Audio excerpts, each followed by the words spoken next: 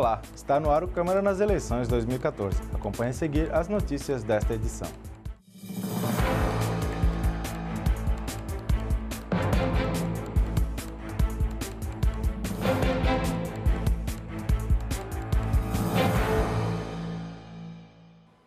O eleitor que estiver com dúvidas a respeito de onde deve votar, que documentos deve levar no dia da eleição, poderá ter a resposta às suas perguntas através do Disque Eleitor, serviço telefônico disponibilizado pela Justiça Eleitoral Catarinense. O atendimento teve início no dia 25 de setembro e se estende até 5 de outubro pelo telefone 0800 648 3310. A ligação é gratuita. Acompanhe agora a matéria do TRE de Santa Catarina.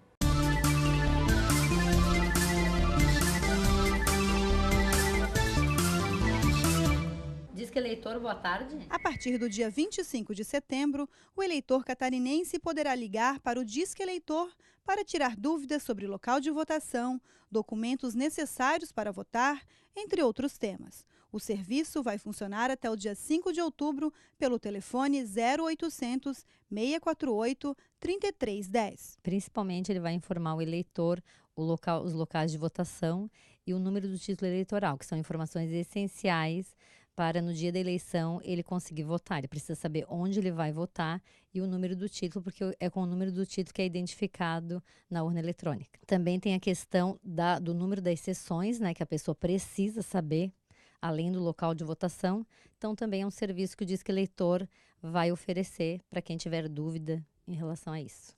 Vale lembrar que no site do Tribunal Regional Eleitoral Catarinense existe um link específico com perguntas e respostas sobre os principais questionamentos do eleitor. Lá tem todas as informações e, na hipótese de realmente não conseguir sanar suas dúvidas, ligue para o 0800 648 3310. O Disque Eleitor também recebeu das zonas eleitorais os itinerários e os roteiros, onde vai haver transporte de eleitores para as zonas rurais. Então, para essas pessoas, normalmente a gente sabe que eles não têm acesso à internet e que o contato telefônico é o meio mais acessível. Então, essas pessoas também poderão nos ligar, porque nós vamos ter essas informações. Nas eleições municipais de 2012, o Disque Eleitor atendeu aproximadamente 12 mil ligações. Entre as principais dúvidas estavam informações sobre o título de eleitor, local de votação e justificativa do voto. Este ano, o Disque Eleitor inicia no dia 25 de setembro e vai funcionar até o dia 5 de outubro. Paula Gabiati para o TRE Notícias.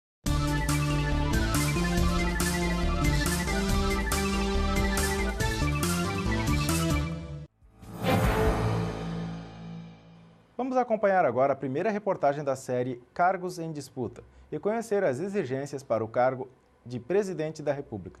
A matéria é da Justiça Eleitoral.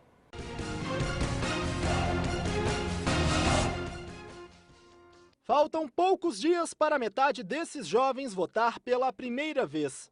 Uma arma que tem a nosso favor para mudar nosso país. Que às vezes as pessoas pensam que através das manifestações ajudam, mas acho que a arma que está em nossas mãos, que nós podemos usar, assim, que é muito eficaz, é o voto. Ainda é cedo para essa turma, mas aos 16 anos eles já querem muito mais do que um ensaio. Fazem questão de ajudar a escolher o governador, os deputados, os senadores e a eleger quem desejam ver como presidente da República. Como pequeno todo mundo sei, eu vou mudar o meu país, vou ser presidente, mas é bem difícil. Os aspirantes ao cargo mais importante do país têm que atender a uma série de exigências.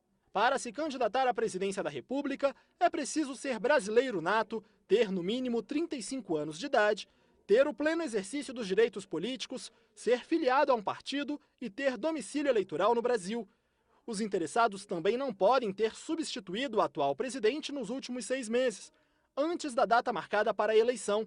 O mais alto cargo do governo federal é disputado neste ano por 11 candidatos. Quem vencer a corrida presidencial para comandar o Brasil terá direito à moradia em Brasília. O endereço do chefe do Poder Executivo na capital federal será esse palácio, o da Alvorada. O local de trabalho, Palácio do Planalto. O salário, R$ 26.723. Período, 4 anos. E o tempo do mandato ainda pode dobrar, com a possibilidade de reeleição. Mas você, afinal, Sabe o que faz o presidente da República? Cabe exclusivamente ao presidente editar medidas provisórias com força de lei em caráter de urgência, editar decretos, exercer comando das Forças Armadas, enviar ao Congresso Nacional o plano plurianual e o projeto de lei de diretrizes orçamentárias. O presidente também pode propor emendas à Constituição, projetos de leis e possui o direito de rejeitar ou sancionar matérias aprovadas no Congresso. Mas o presidente faz muito mais.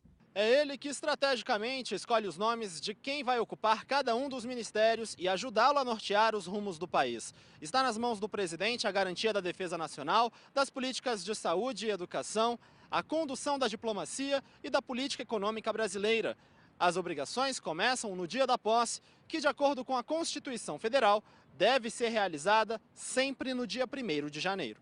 Mas é bom lembrar que o eleitor não elege só o presidente. Cada vez que o presidente viaja fora do Brasil, durante esse período, vamos por uma semana, 10 dias, quando o presidente está fora do país, o vice assume totalmente a presidência da República e pode tomar decisões importantes na ausência do titular. Então, por isso que é muito importante prestar atenção no nome do candidato a vice-presidente. Na minha família, eles gostam que a gente forme nossa própria opinião, principalmente política. Então, acho que eu vou pesquisar principalmente o histórico da pessoa, conforme os anos, e vou escolher o que eu achar melhor.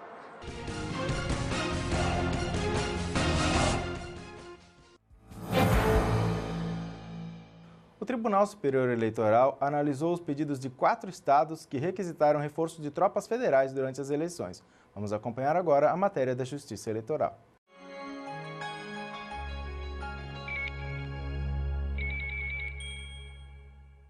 O Tribunal Superior Eleitoral analisou até o momento 209 pedidos de envio de tropas federais feitos por 8 estados. 5 deles foram aceitos. A intenção é reforçar a segurança em função do clima de tensão e o acirramento de ânimos durante o período eleitoral. De acordo com o último balanço parcial do TSE, 160 municípios vão contar com a atuação de forças federais durante o pleito.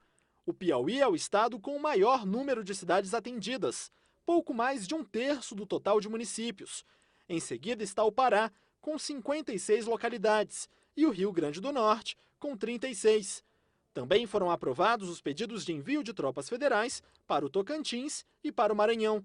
De todas as solicitações feitas até agora, com o intuito de garantir a normalidade da votação nas zonas eleitorais e a apuração do resultado, apenas o Rio de Janeiro teve o pedido negado. O Tribunal Superior Eleitoral negou o pedido de reforço para o Rio de Janeiro porque o governador do estado e o secretário de Segurança alegaram ter condições de garantir a ordem durante as eleições sem o apoio da Força Nacional. Outros estados ainda aguardam uma definição do TSE, Amazonas e Mato Grosso. Novos pedidos de auxílio feitos pelo Rio Grande do Norte também devem ser julgados na sessão desta terça-feira.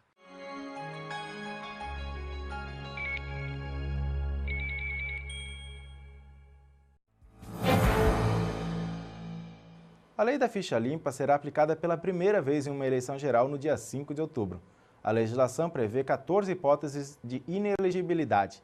Este ano, não poderão se candidatar, por exemplo, políticos que tiveram um mandato cassado, condenados por órgão colegiado e aqueles que renunciaram a cargo eletivo para evitar um possível processo de cassação. Em todos os casos, eles ficam afastados das urnas por 8 anos. Assista a matéria do TSE. A discussão sobre a importância de conhecer o passado dos candidatos começou em 2008, quando a sociedade brasileira iniciou uma campanha chamada Ficha Limpa. Foi elaborado um projeto de lei de iniciativa popular que tornava mais rígidos os critérios para quem queria se candidatar e as punições em casos de irregularidades. O projeto foi sancionado pelo presidente da República no dia 4 de junho de 2010, ano de eleições gerais no Brasil. O Tribunal Superior Eleitoral entendeu que a lei já deveria ser aplicada naquele pleito, mas o Supremo Tribunal Federal decidiu que a legislação só poderia valer nas eleições de 2012. Nas eleições municipais de 2012, dos mais de 7.700 processos que chegaram ao TSE sobre registros de candidaturas, 43% eram sobre a lei da ficha limpa. Na época, a campanha da Justiça Eleitoral foi baseada na lei e teve como tema o voto limpo. A lei da ficha limpa é o eleitor de cara nova. É essa cara que eu quero dar para minha cidade. Valorize o seu voto. Vote pela sua cidade. Vote limpo. Este ano, os eleitores devem continuar atentos na hora de escolher os candidatos. Essas pessoas, sob o comando da máquina estatal, é quem vai definir as regras de convivência, de distribuição de bens e valores e as regras de conduta. De modo que, se ela não escolher bem, pode ser que naquele período em que aquelas pessoas estejam no mandato, aprovem leis ou tomem decisões que contrariam o interesse desse eleitor. Vamos agora a um breve intervalo. Voltamos a seguir com mais informações no programa Câmara nas Eleições 2014.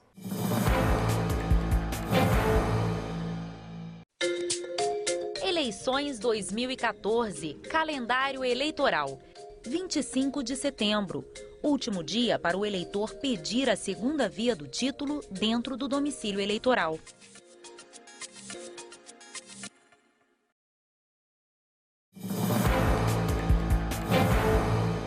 E voltamos agora com o programa Câmara nas Eleições 2014. Participe do programa enviando sugestão de pauta ou questionamento para o e-mail comunicação@câmarablu.sc.gov.br ou pelo telefone 3231 1537.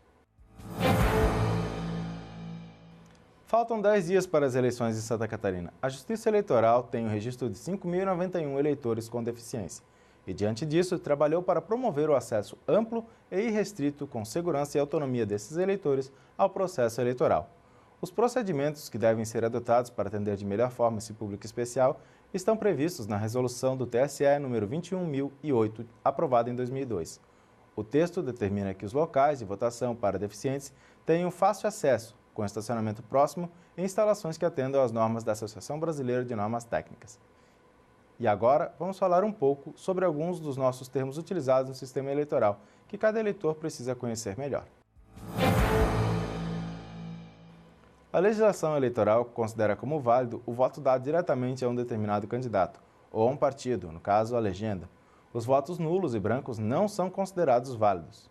Vamos agora a um breve intervalo e voltamos a seguir com o programa Câmara nas Eleições 2014. Você sabia que pode contribuir para uma eleição mais transparente?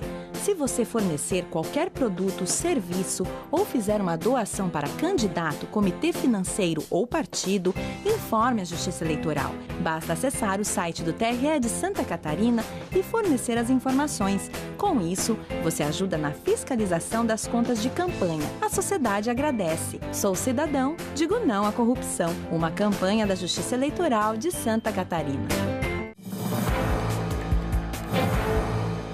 O programa Câmara nas Eleições 2014 fica por aqui. Amanhã estaremos de volta com mais informações sobre as eleições.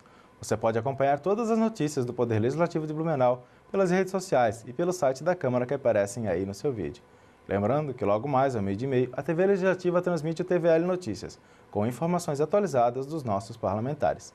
Acompanhe agora os destaques do TVL Notícias. Realiza da Oktoberfest, faz visita à TVL e convida público para a festa deste ano.